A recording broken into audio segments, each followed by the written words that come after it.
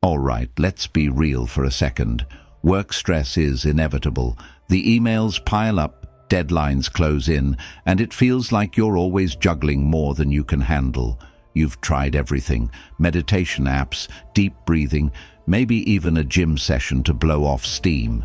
But somehow, none of it seems to stick. What if I told you there's a better way? A way that doesn't just treat the symptoms of stress, but actually tackles the root cause. A way that could completely change how you approach your workday and put you in control, no matter how chaotic things get.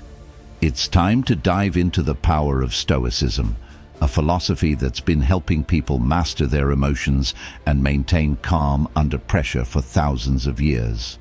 Stick with me, because in this video, I'm going to share some game-changing Stoic strategies that will not only help you manage stress, but actually thrive in the face of it. So if you're tired of feeling overwhelmed, if you're ready to take back your peace of mind, hit that play button and let's get started. Number 1. The resignation rehearsal. You know what's funny? We spend so much time stressing about our jobs, our bosses, our colleagues. But here's the thing. Most of us are just a few uncomfortable conversations away from realizing that we don't have to put up with this. Now, don't freak out. I'm not telling you to quit your job tomorrow. But hear me out. What if I told you that the best way to handle workplace stress is to practice quitting? Yes, you heard me right. The resignation rehearsal. Sounds crazy, doesn't it? But trust me, once you give it a shot, you'll be amazed at how much power it gives you in the office. Now, I know what you might be thinking. Isn't that a little extreme? Or, what if I actually want to quit? But here's the secret. Once you visualize walking away, the stress that seemed overwhelming suddenly loses its power. It's all about reclaiming control over your own life, your own happiness, and, dare I say, your own sanity. Think about it. How many times have you felt that knot in your stomach when a demanding task comes your way, or when your boss dumps a last-minute project on you? Again, you know the type, the ones who always have an emergency on their hands. We've all been there. You're stressed, anxious, maybe even a little resentful, and instead of pushing back, you just go along with it. But here's the kicker. What if you spent a minute, just a minute, imagining yourself walking out the door for good? What would that feel like? Freedom, relief, empowerment? I know it sounds a little wild, but I promise you this simple exercise will change the way you handle stress. Visualize quitting. Really sit with the thought. You picture the whole thing. You pack up your stuff, give your boss a quick but firm "I'm out," and walk out of the office like you're the star of a movie. You don't even have to actually do it. Just imagine it. Now, you're probably thinking, okay, but why? Well, here's the psychological twist. When you rehearse quitting in your mind, you break the grip that fear and anxiety have on you. The worst-case scenario doesn't seem so bad anymore, because guess what? You can leave. The power to walk away gives you more confidence to face whatever comes your way. And in the process, you become more resilient, more grounded. The things that used to feel unbearable suddenly feel manageable. I'll give you an example. Last year, I was buried in a never-ending mountain of work. My boss was pushing me harder than ever, asking for impossible deadlines. I was feeling crushed, overwhelmed, questioning why I even cared. So one night, when I was about to lose it, I took 5 minutes and went through my resignation rehearsal. I imagined packing up my desk, saying goodbye, and stepping out into the world without a care. For those 5 minutes, I was completely in control. And here's the best part. The next morning, when my boss dropped another last-minute project on me, I didn't even flinch. I said, "Let me get back to you on that," and walked away, calmly, without a trace of anxiety. And guess what? It wasn't the end of the world. Now, I'm not saying that you should quit your job every time things get tough, but practicing the resignation rehearsal empowers you to take back your peace, It's a reminder that your happiness is your choice, not something dictated by an over-demanding job or a pushy boss. You get to decide where your boundaries lie, and more importantly, you get to enforce them. This is about reclaiming your space, your peace, and your dignity. So the next time stress starts building up, don't over-explain yourself. Don't back down. Imagine yourself walking away with your head held high. Because when you realize you have the power to quit, you'll find that you don't need to. Instead, you'll have the strength to stand tall, to say no, and to protect your well-being. Your space, your peace, and your dignity.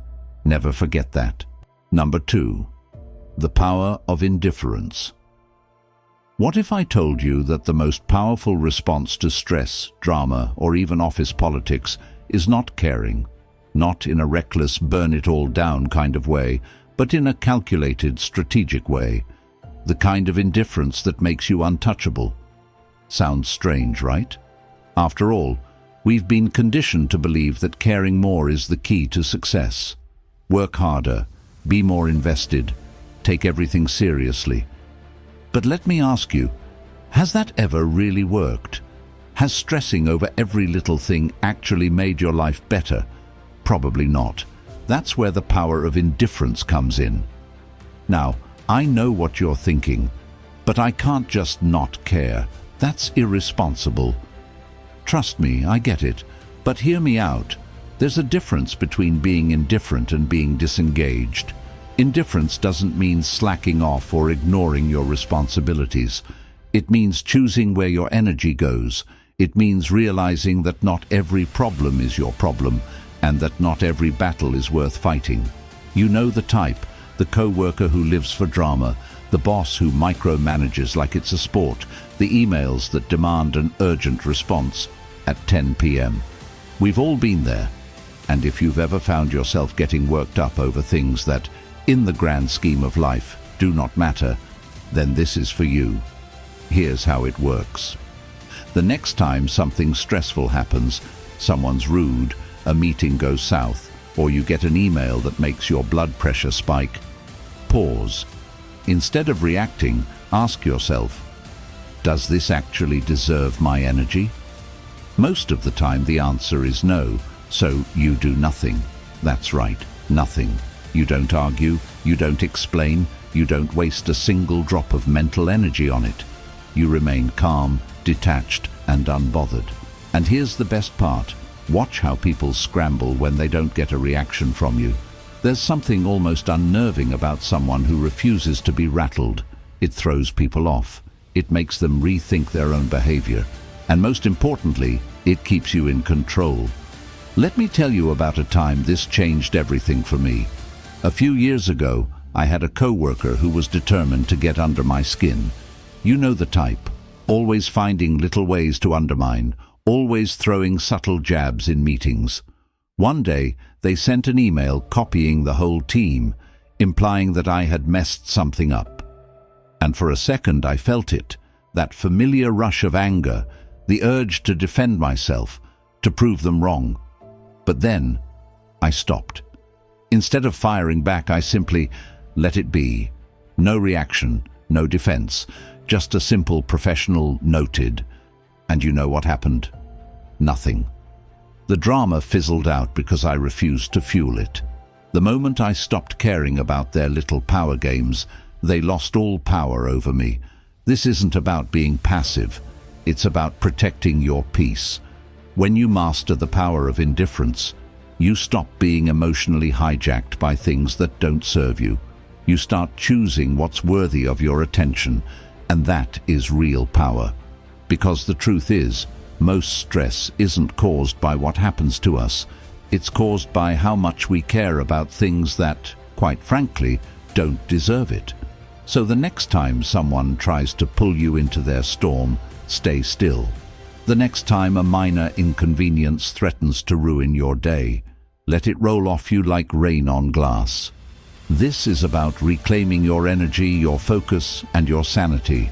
Because the less you let things get to you, the more untouchable you become. And there's nothing more powerful than someone who refuses to be shaken. Number 3. Micro memento mori. What if I told you that the secret to managing stress at work, or in life really, could be as simple as reminding yourself that you're going to die one day? Sounds morbid, right?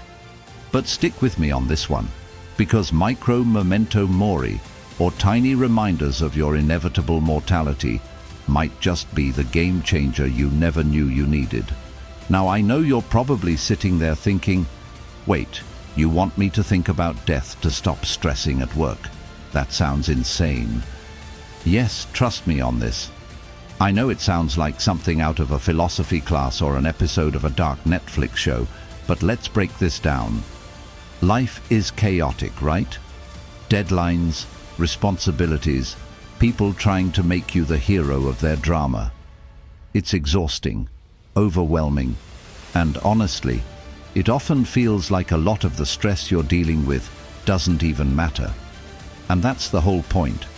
When we focus too much on the little annoyances, we lose sight of the bigger picture. You know the type. The endless emails, the boss who won't stop micromanaging, that one co-worker who always has something to complain about. We've all been there. It's like you're caught in a loop of never-ending pressure and tasks that seem urgent, but in reality are just not.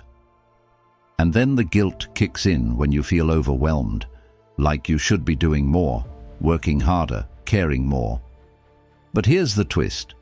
What if you could break out of that cycle by actually remembering how temporary all of it is? How, in the grand scheme of life, most of your stress is pretty insignificant. That's where micro memento mori comes in. Instead of letting stress spiral and consume you, you pause, just for a moment, and you remind yourself that one day, all this, it's not going to matter. You're not going to remember this email, this meeting, this boss, or this deadline. You're not going to remember that random drama, the petty annoyances, or the fights that keep you up at night. So, why let it control you now? What if you could approach every stressful situation with a bit more perspective, by acknowledging that life is precious and fleeting, and your peace is worth protecting? I'll tell you how this hit me hard. A while back, I was stuck in a job where the pressure was relentless. My manager would toss last-minute projects my way, and my to-do list grew by the minute. I felt buried, like I was just trying to stay afloat.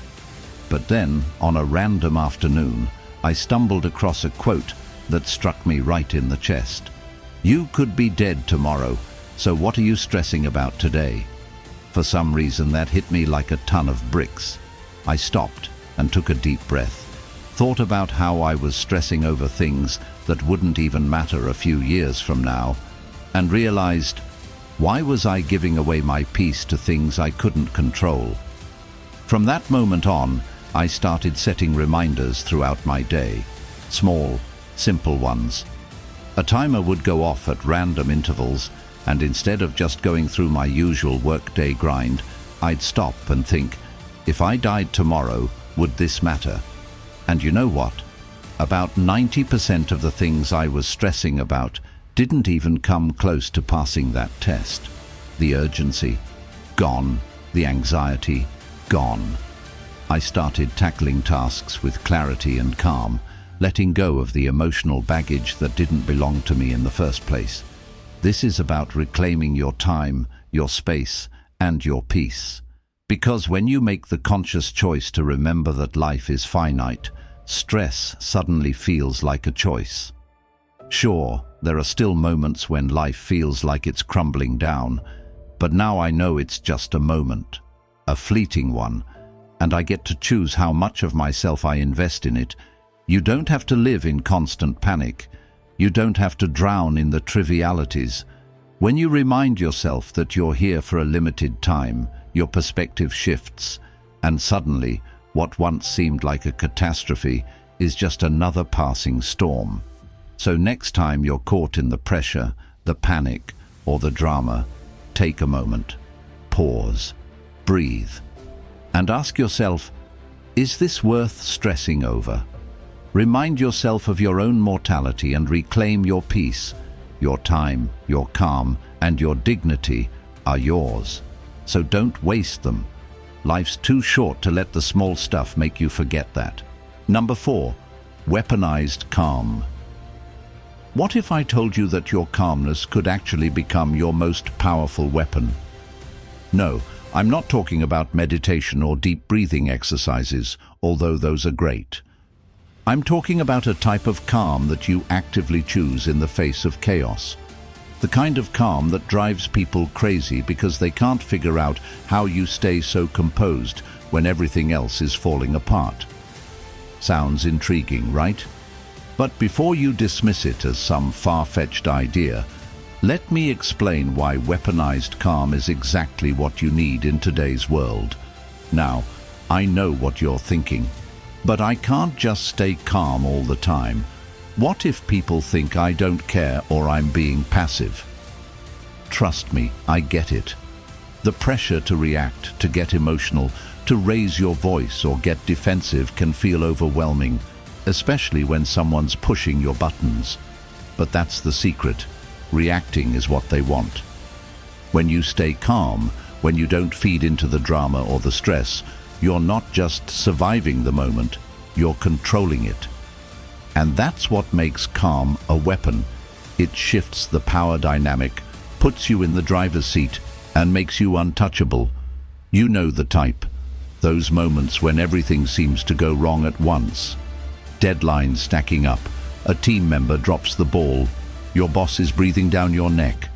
We've all been there. The pressure's on, and it feels like one wrong move could send you into a spiral. But what if instead of reacting, you took a deep breath and chose to stay cool? What if you could actually use your calmness to cut through the noise and keep everything in perspective? Here's how it works. Let's say you're in a meeting and your boss or co-worker starts raising their voice, throwing out criticism, or getting unnecessarily dramatic. The old you might have jumped into defense mode, starting to explain yourself, get defensive, or even retaliate with some snarky comment. But weaponized calm, that's when you pause. You don't flinch. You don't react. You don't get riled up. You simply stay still, maybe even smile a little. And here's the kicker. When you don't react, you take all the energy out of the situation. People can't control you with their emotions. They can't trigger you. And without that reaction, they lose the upper hand. Now, you're in control, not them. Let me give you an example. A while back, I was in a meeting with a client who was known for being particularly difficult. They came in with a chip on their shoulder, started criticizing everything from the strategy to the way we formatted the presentation. Normally, I'd have tried to defend the choices, explain the reasoning, maybe even get a little defensive. But this time, I decided to stay calm. I let them vent, nodded, didn't say a word. For a good 5 minutes, it was just them talking and me listening. By the time they were done, the tension in the room was almost palpable. The silence was thick. Then I simply said, "I understand your concerns. Let's find a solution together." That was it. I didn't need to raise my voice or make excuses. My calmness completely shifted the energy of the room. And guess what? By the end of that meeting, we had a solution and a stronger working relationship. Weaponized calm is about reclaiming your power, protecting your peace, and not letting the world push you around. It's about being the person who doesn't get rattled, who doesn't let the drama distract them from what really matters. This approach helps you stay centered, maintain control over your emotions, and keep your focus on the bigger picture. You don't need to explain yourself or justify every move you make. Sometimes the most powerful thing you can do is say nothing, stay calm, and let the other person unravel themselves in the face of your composure. So the next time someone tries to stir the pot, don't bite. Instead, pause, breathe, use your calm as your weapon, and in doing so, you'll take back your space, your peace, and your dignity. Because at the end of the day, it's not the chaos around you that matters, it's how you respond to it. And when you choose calm, you choose strength. Number 5. The chaos test. Ever feel like life is constantly throwing curveballs at you? Like no matter how hard you try to get ahead, chaos seems to find its way into your day. Well, here's a little secret. What if I told you that chaos could actually be your greatest tool for growth? Yes, I'm serious. The next time everything around you starts to unravel, instead of panicking, take a step back and think, this is my moment to shine. Trust me, you can pass the chaos test, and it might just be the most empowering thing you do today. Now, I know what you're thinking. What do you mean, passes a chaos test? Isn't chaos just, well, chaos? Yes, it does feel like that sometimes. There's always that one deadline that gets pushed back, or the unexpected meeting that derails your carefully planned day. Maybe your boss is demanding, or a co-worker's thrown a wrench into your plans. It's easy to get swept up in the frustration and stress. But what if I told you that how you respond in these moments could define your success, peace, and even your career? That's the power of passing the chaos test. You know the type of day I'm talking about. You're cruising through your to-do list, feeling like you've got it all together, and then, boom, something hits. Maybe it's a last-minute request from your boss, or your email inbox just exploded with urgent tasks. We've all been there. Everything's suddenly out of your control, and it feels like the world is trying to drown you in demands. Now you could totally react, get stressed, raise your voice, maybe even snap at someone. But here's where the chaos test comes in. What if you didn't? The key to passing the chaos test isn't about keeping everything perfect or being superhuman. It's about controlling how you respond. Imagine, instead of getting frazzled when your plans get hijacked, you pause. You take a deep breath, step back, and assess. You know, almost like a calm observer in your own life. Here's the twist. When you stay composed, when you're not rushing to react or panic, that's when you create a mental space where you can actually think clearly and make better decisions. Chaos loses its grip on you because you stop giving it the power to control you. Here's a real-life example. A few months ago, I was in the middle of a big project. Everything was moving smoothly, deadlines were met, and I felt like I was on top of it all. Then, out of nowhere, the client threw in some completely new requirements that would delay everything. I could have gotten upset, made excuses, or even let the frustration take over. But instead, I paused. I took a few minutes to think, reprioritize, and strategize. By staying calm, I not only found a solution quickly, but I also strengthened my relationship with the client, who appreciated my level-headed approach. That moment was a prime example of passing the chaos test. What I'm getting at here is that chaos doesn't have to break you. It doesn't have to overwhelm you. In fact, it can make you stronger. It's about how you show up in those moments. Instead of running from the stress or crumbling under the weight of pressure, you turn it into an opportunity to prove your resilience, your focus, and your calmness under fire. This is about taking back control of your emotions and your response to life's challenges. It's about stepping into your own power and saying, "No, I won't let this dictate how I feel or act." So the next time everything feels like it's spiraling, remember the chaos test. It's not about avoiding the storm. It's about how you stand in the middle of it, grounded, focused, and unstoppable. By passing the chaos test, you're showing up as the best version of yourself, strong, centered, and resilient. Because in the end, your space, your peace, and your dignity are yours to protect, and chaos will only ever win if you let it. Thank you for watching. I truly hope this video gave you some powerful insights and practical tools to handle workplace stress with a stoic mindset. If you found this helpful, go ahead and hit that like button. It really helps support the channel and lets me know you want more content like this. And if you haven't already, subscribe for more strategies on mastering your mindset, staying calm under pressure, and taking control of your life. Know someone who could use a little Stoic wisdom in their work life? Share this video with them. Let's spread the mindset that stress doesn't have to control us. We can control how we respond to it. Also, I'd love to hear from you. Drop a comment below and tell me, what's your biggest challenge when it comes to workplace stress? Have you ever tried any Stoic strategies before? Let's keep the conversation going and build a community of resilience together. Remember, true strength isn't about avoiding chaos. It's about staying calm within it. You have the power to choose how you react, no matter what comes your way. Until next time, stay grounded, stay focused, and keep showing up as your strongest self. See you in